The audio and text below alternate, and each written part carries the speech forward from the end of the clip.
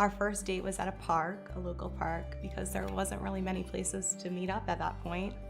We just really enjoyed our time together, so it was kind of like the perfect date for me.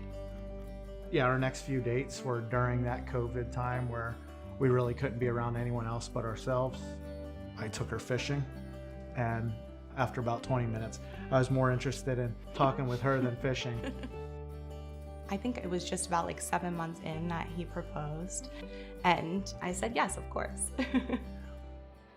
Growing up, I rode a street bike. This is my first Harley.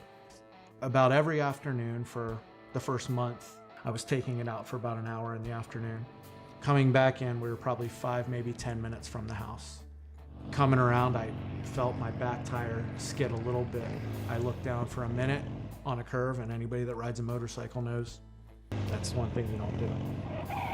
The bike stopped immediately, and I wrapped myself around a sign, broke 8 ribs, punctured my lung in 2 spots, lacerated my spleen, and hurt my pride.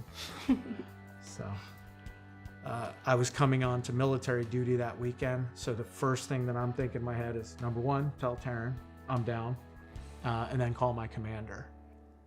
I had no idea how severe or how, really what was going on. I was looking on his phone, trying to track him, and found out where he was and drove over to the area.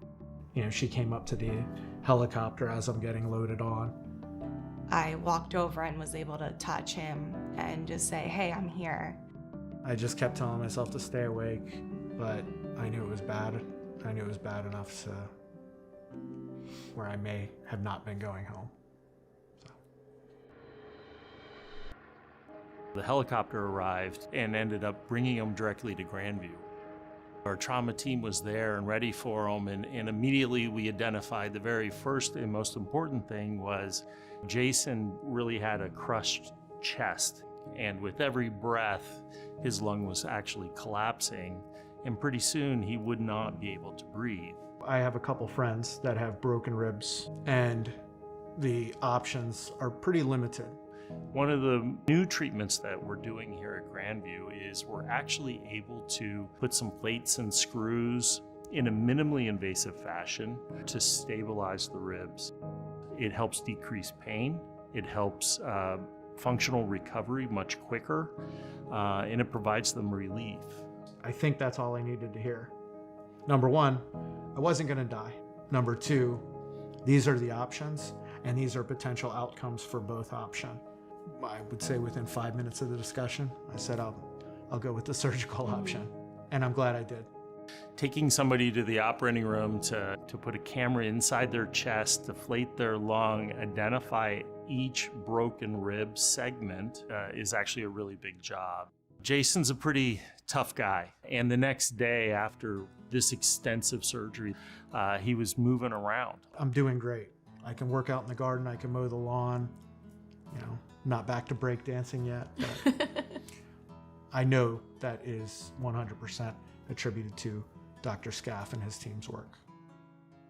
Trauma is a situation that happens to the whole family, and it's really that community of support that is really key to not only Grandview getting patients better, but the community gets patients better.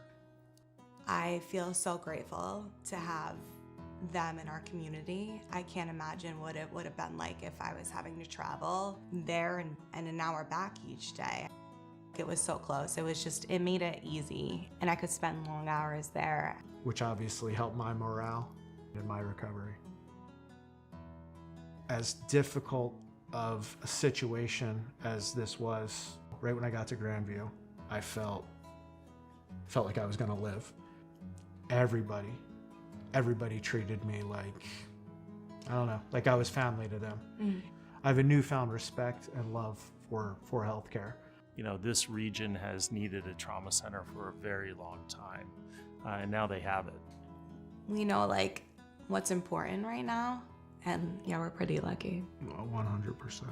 We're blessed.